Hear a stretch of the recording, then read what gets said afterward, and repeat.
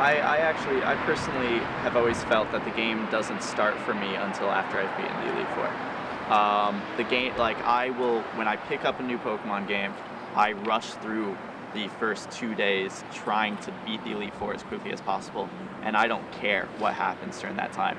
And it's after the Elite Four is done when I can finally roam the entire area, finally can unlock all the Pokemon that's available in the game, can finally go and start breeding, can finally get all the attacks, can finally start leveling competitively. That's when the game becomes interesting to me, because until then it's kind of just a tutorial, and now it gets real once the Elite Four are out of the way. And people usually when They'll stop once they beat the Elite Four, and it's like there's so much more after that.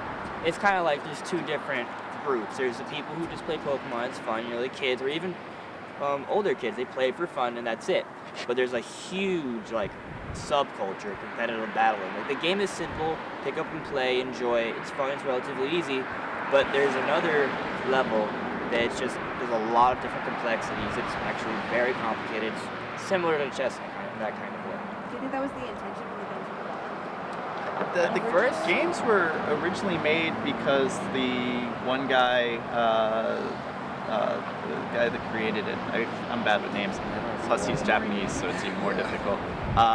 He wanted to make a game that showed his love for bug catching, but in a video game form, so you'd be collecting things. And then the idea of trading them to another game was actually because he liked the idea of the link cable having bugs crawling across it to the other games, or it's something like that. I don't know, I've read about it. And the original idea was just to have something where you could collect a bunch of different things, and it gives you a reason to just collect a bunch of animals, but in a virtual reality. And I think it just kind of became this. I mean, competitive battling. It slowly evolved. Yeah. And it is intentional.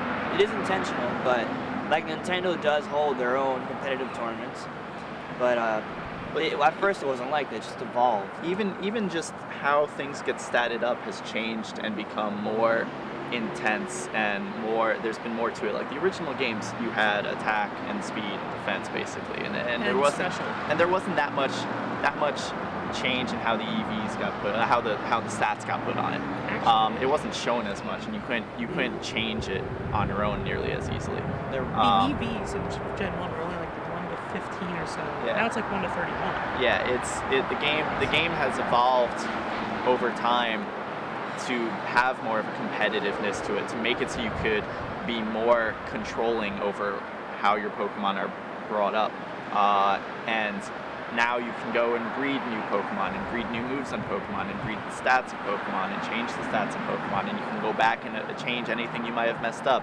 and they make it so the moves and TMs are available now, and it's a lot. I felt that and they have the battle box. The game has become more built for competitive people than just your average player these But days. it's still there if they want it to be. Oh yeah, it's still both. there. No, they cater to both audiences. But especially Black and White. Did you not? I felt that it had a lot of the stuff I was looking for, and I was just finally happy that they finally put that in. Yeah. They gave us an awesome storyline. Yeah, they did. And then just everything else that was just awesome. Yeah. But at the same time, it caters to us, but they're not forgetting about all the other people who enjoy the game as well. They make it accessible Exactly. for others. Now, would you say the things that you've learned doing this, playing other Pokemon, helped you in any other areas? Well, like I said, the game can be like chess, so it does help, support your critical thinking ability. It does force you to think, and there is a lot of, I guess you could say, math that's involved, and there's a lot of different things. It does require a great deal of mind power. At the same time, like any other kind of game, if you get obsessed with it and you're only doing that, well, it's not really helping you out. But it's fun. It's fun, and it does exercise